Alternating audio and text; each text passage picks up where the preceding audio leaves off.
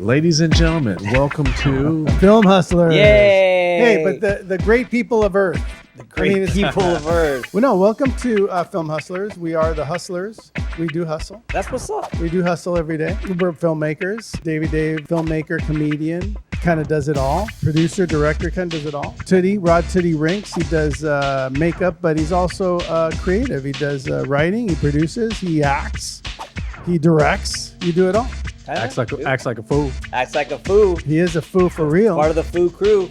Yeah, welcome to the show. It's been a pleasure and an honor. So if you guys like the show, please like and Subscribe. Send us questions, whatever you are questioning about the business, or if you need paperwork or releases or whatever, I'll send them to you. You'll do that, I'm Rob? not afraid of that. Just watch. I'm not afraid of that. Oh yeah, just watch the show. But yeah, today what I wanted to get into, and we need to get into this. Remember the show used to be called Let's Get Into Yeah, It? let's get into it. Well, let's get into it today because I want to talk about filmmaking in general. Like, people are people making movies? Are people distributing movies? Yeah. Like, what's happening? Call Clay Epstein. He's mad at me. I don't think he's not calling me back. Things are shifting, but I do know this, and I don't think people understand this that much. But cable television is still pulling in $48 billion a year. Is that a lot of money? $48 billion is a lot of money. And they can't just keep taking the money. They've got to create content. Yeah. They have to have people creating content. So it's available. It's out there. You know what I'm hearing, Roberts? I'm hearing there's screen fatigue. Have you heard that? No. People are getting sick of just, they want to go, like, for instance, Coachella was this weekend. No, I didn't go. I want to see Coachella, but on my phone. All those events, those live action events, they're saying that more and more people are wanting to have social experiences versus just being social on their phone. They want to be in festivals. They want to be around people. They want to go to concerts. They want to do stuff. Even they're talking about, I don't know if you've read this, but like theaters, the rebound of theaters, the resurgence. Now what they got to do is lower those damn prices and get rid of those ads in the beginning. If they came back old school, I remember in Chula Vista we had this place called the Vogue and Fiesta Double Twin. feature. Yeah. It was like $5 for a double feature. Dude, it was packed. If they came back, and again, I'm not a theater owner, but imagine if there was $10 movies. $5 may be better, but $10 movies, I'd go all the time. $50, I could take my family. What has to happen for there to be a $10 movie, though? Like, I mean, it's smarter, though, don't you think? Let me tell you something. You can join the AMC club, and you can buy a membership. It's like $25-$30 a month, and you can go 4 times a week. Yeah, but it's AMC. What if I don't want to see a movie there? Hey, you know don't what I'm be saying? dude, they have everything. Remember when you were little and you just go to the movies, you wouldn't even know what's showing? I know. And you'd walk in and you'd be like, but I'm watching Island of Dr. Moreau, but I'm only 12. It doesn't matter. But you know what? I get that, Davey. Like, yeah, okay, but wouldn't it even be better if you're like spontaneous? You're like, oh, dude, there's a movie theater. You want to go watch a movie? It's only $10. Yeah, what's playing? Oh, Hail Mary. Hail Mary. Let's go watch it. How much is popcorn? Oh, it's $15. All you could eat. Done. All you could drink sodas. Boom. What about this? What about you charge for the movie you're watching based on how much the filmmaker spent on the movie? That's interesting. So if you go, that's kind of cool. If you go see Hail Mary, you got to pay extra money because they spent a bunch of money on it. If you go see Made in Mexico, it's like 50 cents. Yeah, 50 cents. You just buy the food and come on in for free. Hey, actually, I think there's a plan there. That could be cool. Hey, you heard it here. You saw it right here. Yeah. Well, Film Hustlers.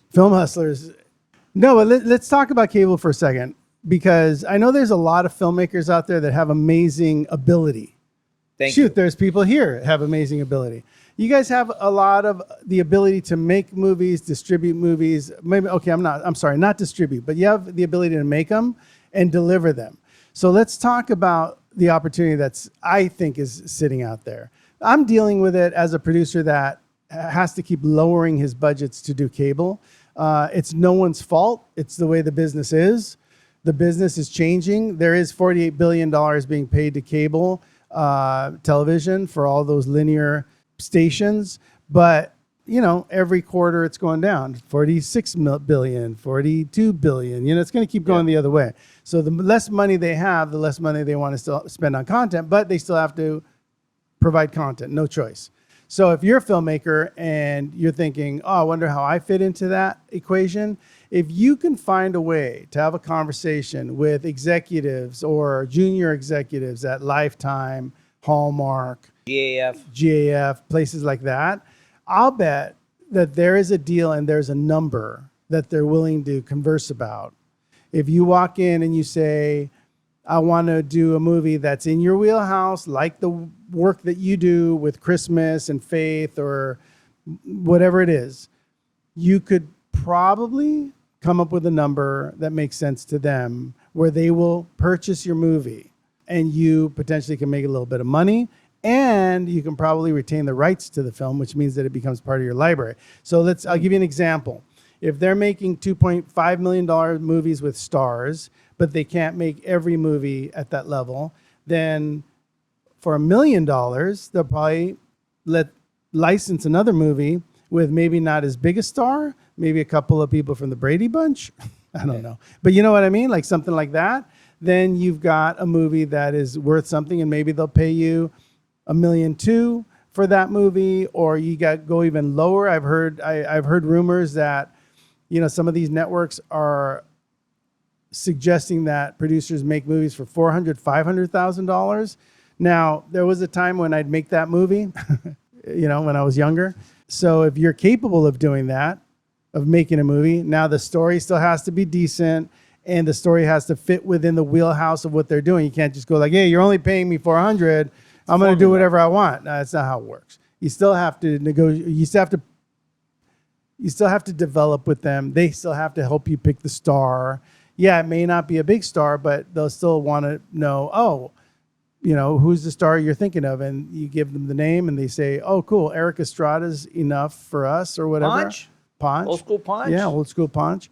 Will be a cop Christmas. So I think, and it's not just Christmas. People are looking for true crime. People are looking for faith. People are looking for, gospel movies. They're looking for musicals. No, they're not looking for me. Unfortunately, no one's looking for musicals. You love musicals, I though. do. Coming of age. Coming of age? No one's looking for coming of age. Everybody. How can you be an independent filmmaker and not like coming of age? That's like... I don't like them. I just don't think anyone buys them. Davey? I watch them. I watch them too. By me. Oh, that's a great movie. What was it? What was it? The late Rob Reiner. That's right. Rest in peace. But what was that movie? Davey, do you know what that movie was about? Sandlot. Coming of age. Yeah, good stuff. You got the Sandlot? No, Stand By Me. Stand By Me, that's right. Yeah, you said coming of age. Again, coming of age. Yeah.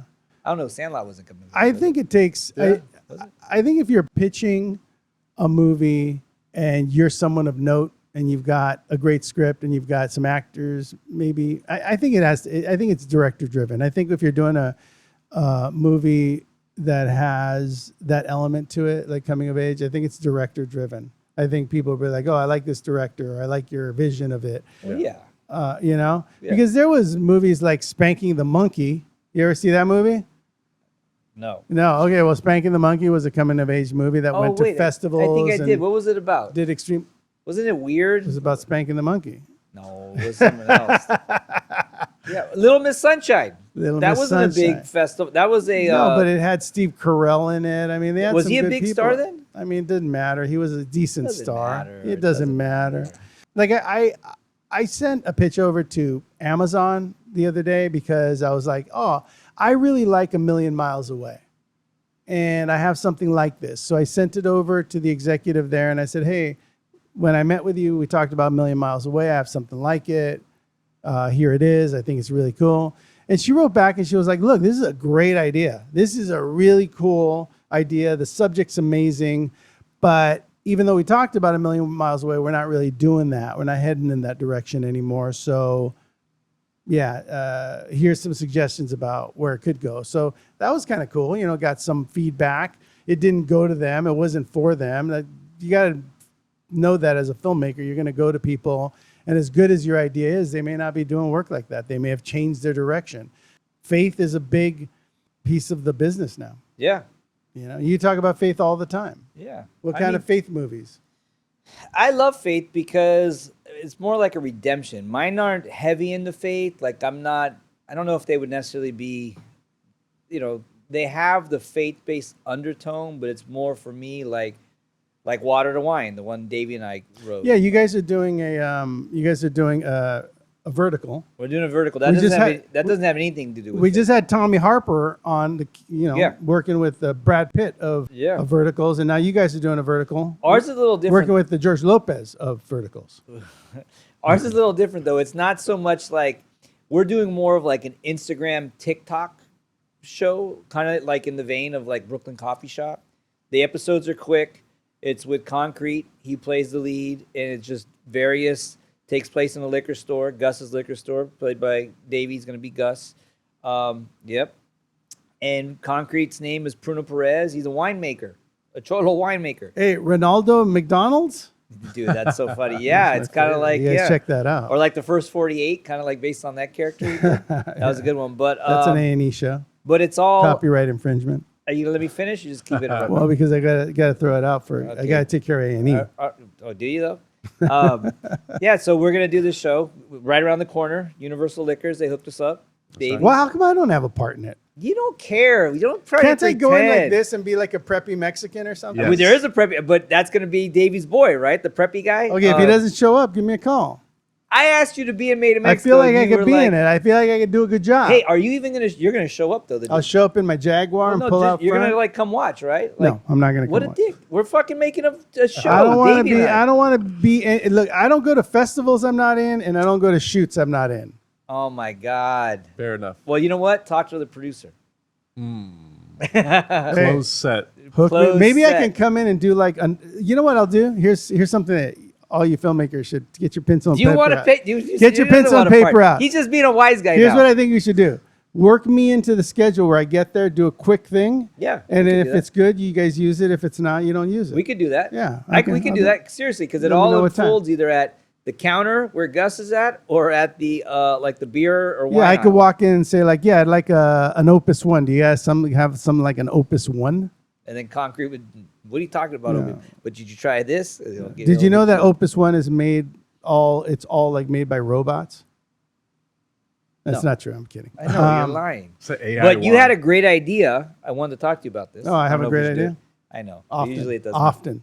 But I really think because I've been looking at these. I showed Davey too these Instagram shows that are built around brands. Uh-huh. So like you know the chubby guy from The Office. I forget his Baumhauer or something like that. Do you know that character? I know the character, yeah. Yeah, he does one with like a liquor. It's like a liquor brand, Uh-huh. and he's like the most who was the guy from Interesting those? man in the Yeah, world? he kind of plays that. It's funny. There's one the magazine In Style does called The Intern. Canva does one where there's these little short shows, and their production value is good and it's scripted and everything. It's not all the time, but getting to what I was getting at is I want to do one with Casa Mexico, House of Agave. You had a good idea. Wait, I already have House of Agave.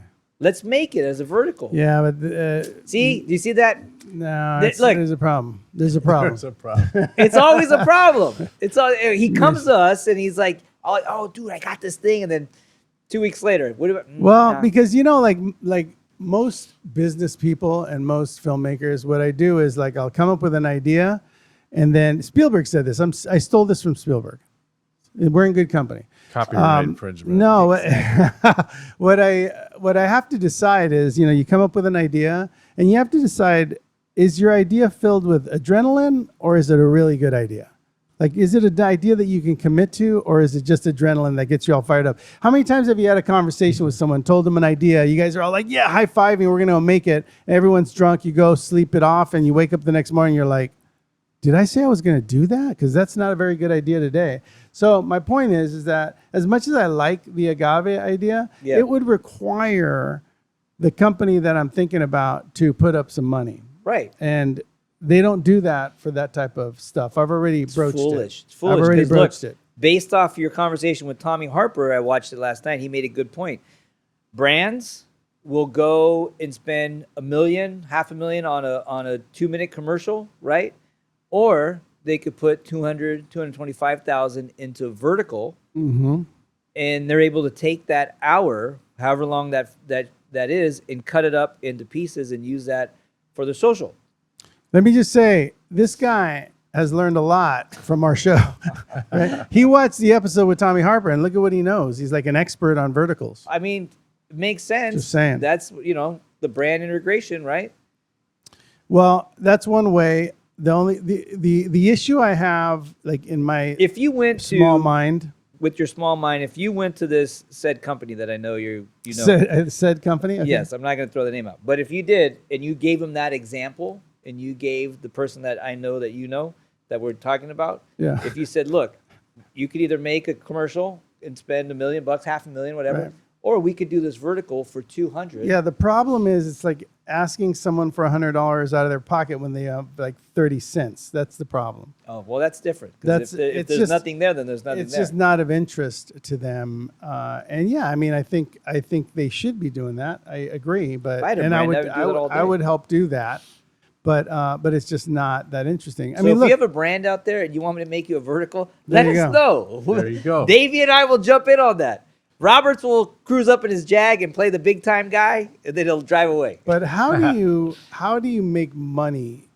How do you make money in today's market? I mean, look, all of us are capable of creating content, doing shows, coming up with ideas, doing a vertical, doing something on your phone. But how can you monetize that? How do you make money? I mean, is it what Tommy said, like on the vertical, like you make Well- it and then like you hope people watch, but Well, that's everything. You make a feature, and you hope you get distribution. You get well, yeah, but distribution, most you people hope- don't. 10,000 movies a year, 2 or 3 of them get distribution, right? I Right. mean, I'm probably off on my numbers, right. but And this whole movement with like the verticals and the low budgets and all that, it's more based off of like small money, bigger reward, right? You make a film for, that's why those cable networks are doing them for $1 million, because they're trying to recoup something versus 5 million or whatever the budgets used to be. And they're going to keep going lower because technology keeps getting better, right? You don't need as much. And with the AI and all that stuff,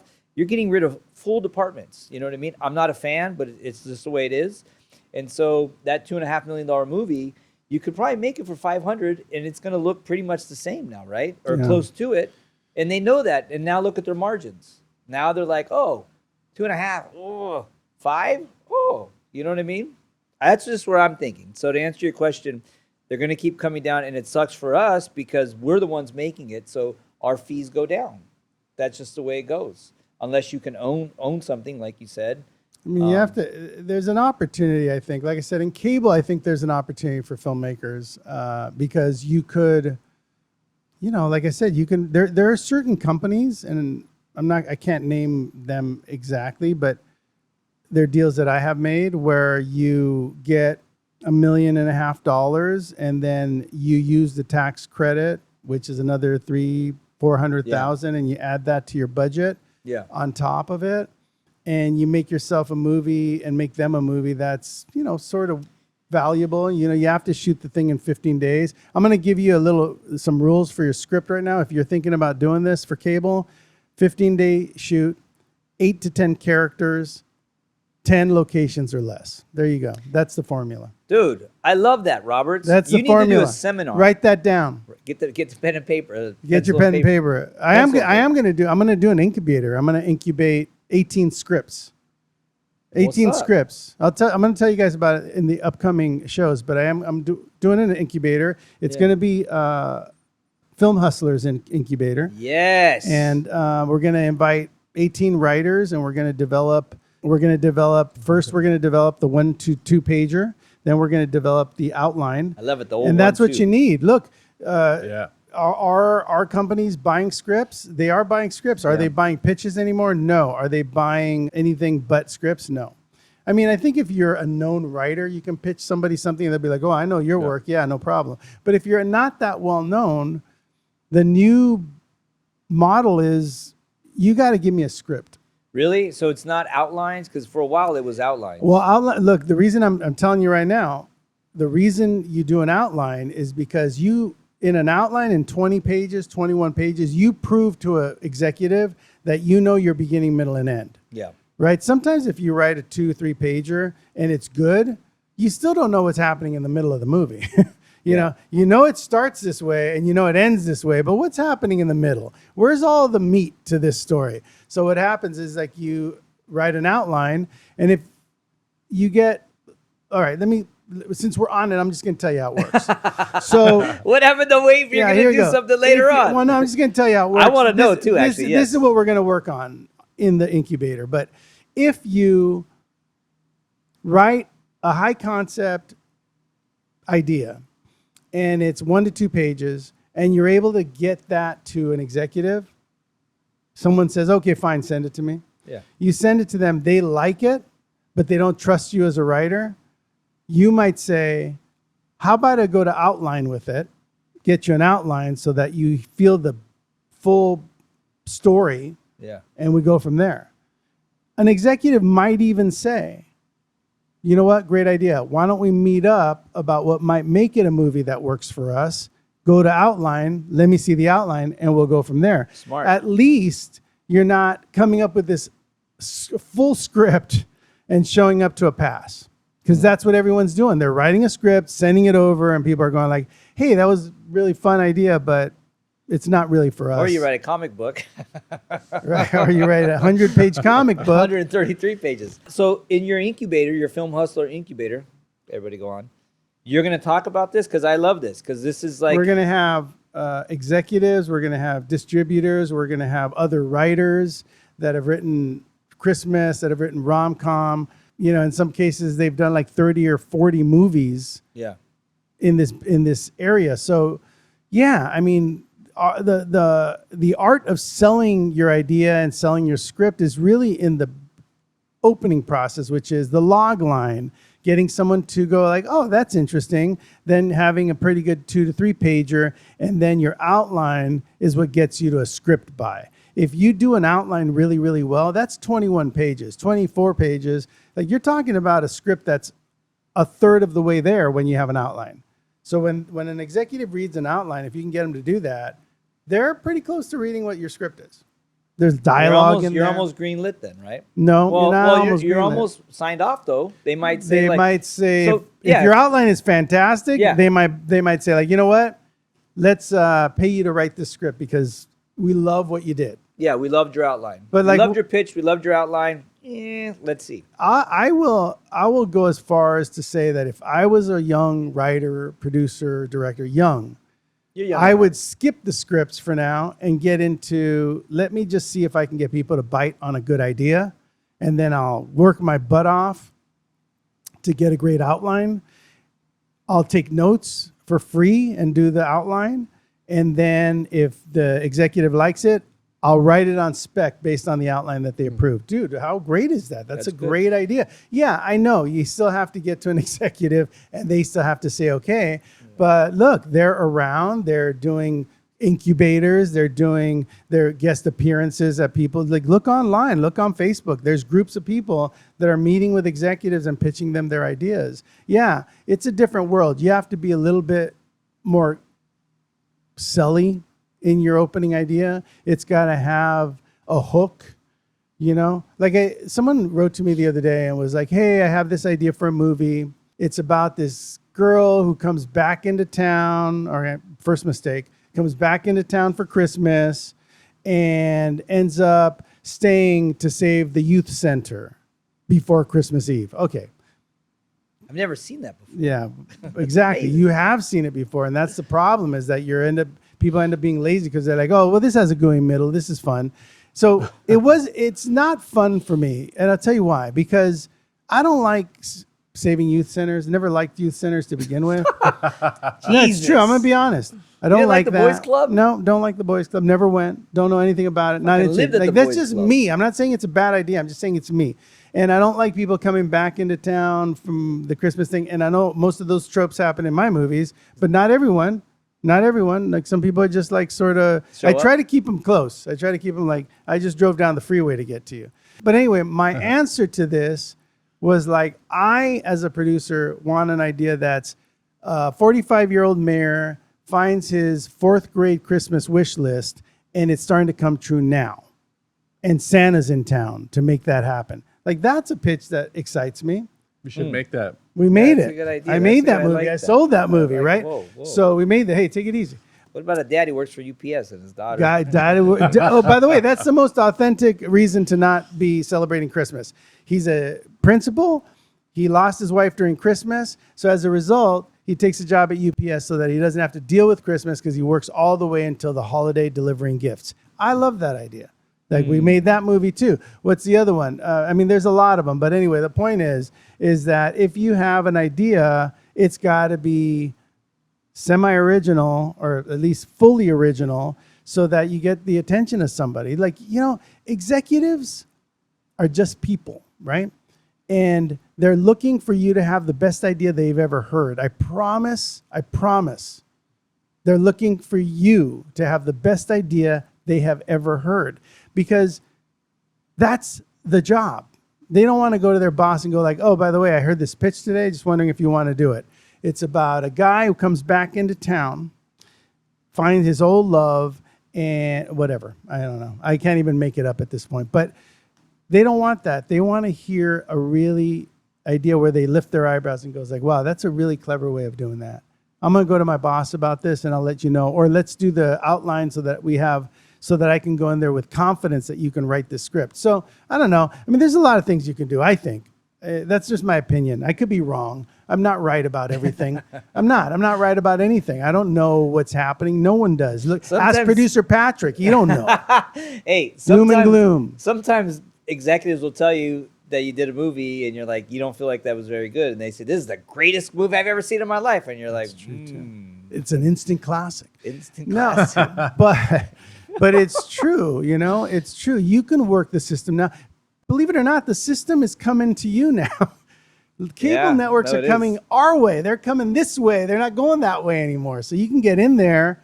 It just depends on what you're committed to, man. If you're committed to doing business with A&E or with Lifetime or with Hallmark, it's not like they're not making 40, 50 movies a year. They're making them. Yeah. They're going to their go-tos. They're going to the people that they know they're going to get a great movie from. Are they looking for something new and different in their area? Are these networks going to come to me and Mario and say, will you do it for a lower amount? What are we going to say? No, we can't. Guess what? They're going to have to find other producers and directors that can do it and that can do it as well as we did. And they'll find them because there's filmmakers out there that can make it happen. You're probably one of them. You're probably one of them. You could take $500,000 and make it look like $2 million.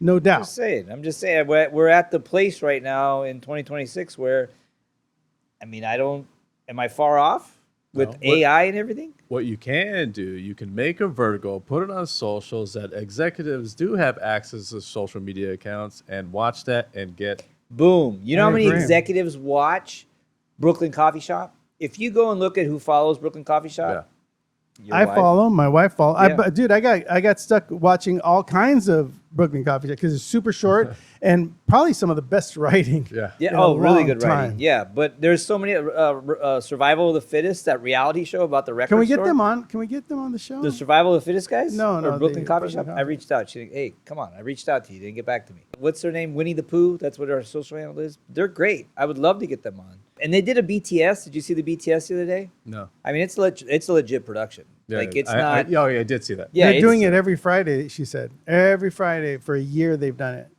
Every Friday for a year. So they've they done got it. to write in a week. They got to write all that funny, awesome dialogue. Yeah, but like the production value is there. Yeah, It's just that's not right. an iPhone and No. and a light.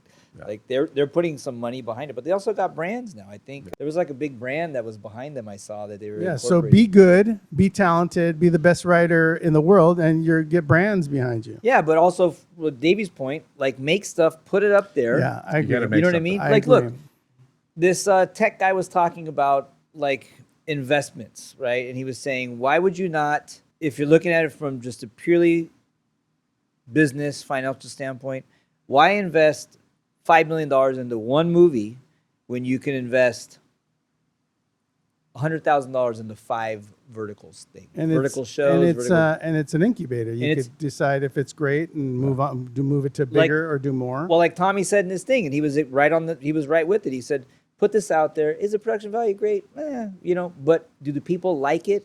Do they connect with it? Do they like the story? If they do, cool. Let's put more money behind it. Let's get it into like, let's make it a series. Let's make it a feature. It's a way to get it out there so people could see the idea.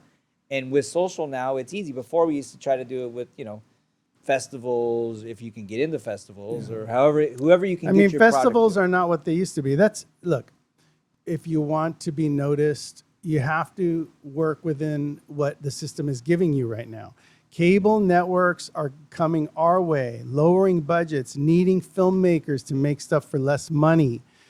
They're willing to compromise. They're willing to give value of foreign distribution for you if you make the movie for a certain amount of money. So investors actually might have a better shot these days at those types of movies, making their movie back, than a complete indie that has zero opportunity, because the distributors keep coming back and going like, I don't know, man, there's no one's buying anything all over the world. What are you going to do? And they're still making $300,000 a market. I don't know. It really bugs me. You know, it really does. In another life, do you want to come back as a distributor? I do not. I never want to be a distributor. But look, there's the reality of that. Like if you think about, people aren't watching movies in theaters anymore. The writing on the wall. They're going to come back. It's telling you. The industry is telling you what it needs right now. It may all come back, but really, it's never been closer to you making a movie for one of these cable networks. Yeah. Tubi, Roku, they're all making $300,000, $400,000, $500,000 movies. Who's going to make those? Me? No, I'm not going to make that because I don't know how anymore. But you do. You do. So why not? Like that's available. Like spend your time doing that. If you're spending your time thinking, I'm going to make a movie and it's going to be awesome and I'm going to distribute it. I'm going to make a bunch of money and buy houses. I could be wrong, but I don't think so. I think you prove your worth. You get out there, you do what Dave's saying. You produce your product. It's great. You put it out there. People respond to it. Like the guys from Brooklyn Coffee Shop, they took their shot, and guess what? It's paying off. It worked. Yeah. So take your shot. Yeah. And let's make it work. Let's see what happens. What if it doesn't work? Well, maybe you should reconsider. Did you see another one? Yeah. Or do another one. Do another one. Yeah. Did you see? Or reconsider. I think I sent it to you, Foos. Forget who the actor was, but he was talking about how he went to this big producer's house in Malibu, and he walks in and he's like, all the movie posters that the guy made, and he's like, wow, he made this guy's it, right? And he goes and sees the guy, and the guy's outside, and he's all pissed off. How's it going, man? He's like, great. He goes, I saw your posters, man. That's amazing. He goes, 35,000. He goes, what do you mean? 35,000. All those movies you see right there, all I made was 35,000. He's like, and the guy was like, dude, that was like some great movies. He didn't say the movies, but yeah, and then he walked away. He was mad about something, but he's like, 35,000. All those movies, that's all I made, 35,000. It's a tough business if you're living in a dream, because it's a business. It's hard. It requires an enormous amount of grit, because you're going to get slapped around and turned down and door closed on a lot. And it feels like that when someone just says like, oh, no, that's not for us. Like it feels like someone just slapped me in the face, like punched me in the gut. Every time I send out an email and someone just writes back and goes like, yeah, it's not for us. It feels bad. It doesn't feel great, and you get used to it. But because sometimes you send it out and it does work, and then you've got to get on that moving train and finish and then do it again and do it again. Do you ever send something out like just kind of like, it's not going to work? And they're like, I love it. You're like, you do? All the time. Dude, all the time. We went, this is a true story. We went in, Mario and us, we went into one of these networks. We went in with 5 pitches, 5 different ideas. I was certain 3 of the ideas were fantastic and they were going to buy them. 3 of them out of 5. I thought these are gold standard, high concept. I knew it. Perfect for them. Pitched them all, and the long shot, the one you just threw out there, Rocky style. The long shot that Mario pitched, they were like, I like that one. Which one was that? Fireman? Outcry. Oh. So it was like, wow, I had no idea. So yeah, sometimes you go in with a bunch of ideas and you don't know which, and you're sure it's going to be something else, and you're wrong, and it's the other one you pitched. But it is a numbers game. I think it's kind of like I compare it a lot of the times to Wall Street, or to sales. You're constantly pitching, and someone comes on the lot, and you're like, "What about this car? What about that car?" And then you don't close them. Yeah, that's disappointing too. It's a little bit more disappointing when you had this dream of being in Hollywood and making movies and buying houses and going to premieres and stuff, and now there's less premieres and less movie theaters, and that was the dream. Make an adjustment. There's business available out there, and you guys are right. If you got into it for that, then you got, like, I love creating. I love being on set, whether it's a big set, like, I was on the studio, or it's Davey Dave, me, two other guys, we're shooting guerrilla styles. I just love creating. I love seeing stuff come to life. Yes, did I have illusions of making money and all that other stuff? I did. Of course, we all do. But at the end of the day, like, you get to a point where you're like, look, that's not what it is. I had illusions too. Yeah, but at the end of the day, like, if you're really creative and you love and you have a passion for it, like Davey said, go do shit, dude. Like, I cannot not sit still. Like Pruno Perez, I pitch Davey all the time because we're together all the time. So I'm like, hey, what do you think of this? What do you think of that?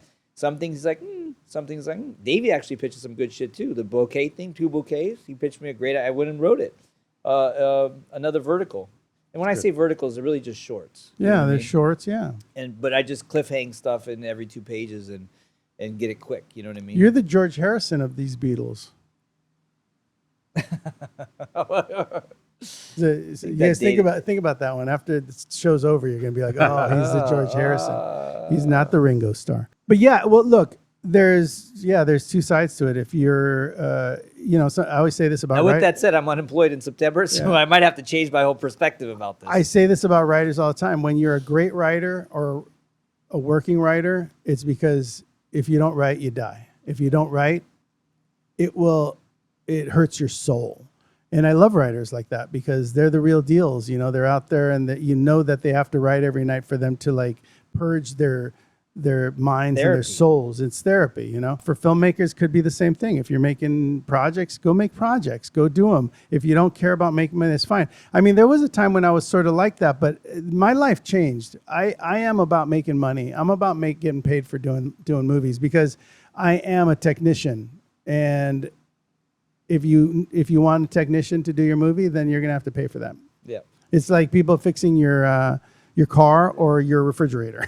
Yeah, no, I agree. I'm not saying that's not. And of course, like, professionally, I'm a makeup artist. So somebody says, "Hey, dude, come do my makeup," just because you love it, I'm gonna be like, "Yeah, that's." You're passionate about doing my makeup. Come on. No, I'm not. No, you're not. But at the same time, I'm at a place in my filmmaking career where, like, unfortunately, those doors aren't, no one's banging on my door to make their movies. So I have to just keep making things. You do. You get do. it out there. Because there's something great that all filmmakers have right now. And it's this thing right here. You could go shoot stuff, cut it yourself. Phone I'm learning case? CapCut. A phone case? Huh? A phone case? It's a phone case. I'm learning CapCut right now, which is great. You know what I mean? It's on my phone.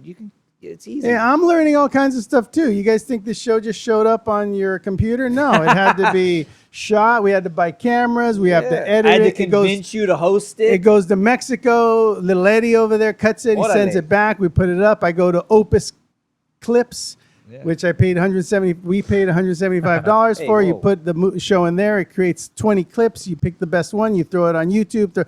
Dude, I'm exhausted. music. I'm exhausted just thinking You're about a it. podcast maker, Roberts, and you didn't want to do this. Remember that, Davey? He quit. He quit on us. He quit twice. He did quit twice. We kept one under wraps, but We did, and then the other one he missed it. Remember, and then he came back. He's Hey, like, so okay, I'm back. in the meantime, I want to say, You're like Paul Newman in Color Money. yeah, I'm exactly. back. I'm out of here. Oh, I'm back. I want to say thank you to extrememusic.com for being the best music library in the business. I'm doing a new movie. These guys are doing a vertical, We're gonna use you. and we're going to be making deals with Russ Emanuel. Why? Because he's the best, and so is extrememusic.com. Thank you for supporting us, and thank you for being a friend to all filmmakers, independent or not. You are, true inspiration. Great businessman. And thank you to our boy Vic over here at the library for Yeah. letting us, hang here, do the show here. It's awesome, beautiful. If you like cigars, good cigars, though. Look them up on Instagram. The Library Cigar Lounge in Studio City. It's a private club, so you just can't cruise in here. But By the way, don't they need more members? They're like there's closing only the a few. books. There are only a few left, right? yeah, it's kind of like the mob. They're closing the books in 50 members. So 50 more people can join, and then that's it. It's over with. So check them out. Check them out because Peaky Blinders says so. Blinders. I don't know. By But- authority of Peaky Blinders. What did they say? By the authority of Peaky Blinders. Sure, and that too. But you know what, Robert, David, we do need more sponsorships. So if you're out there and you want to be a part of the Film Hustlers, let this guy know. Or let Give me a us know. call. Give him a call. Let's make it happen. Hit us on the gram. Thank you for listening. Comment, subscribe. There you go. Just watch it. Just watch. Just watch the show. Send it to your mom. Send it to your My mom. mom To watched your no, she doesn't mother. watch it, man. Thanks for listening. We'll see you next time on Film Hustle. Oh, wow. This time it's really, we'll see you next time on Film Hustle. That was good. Look, he's proud of himself. Thanks, guys.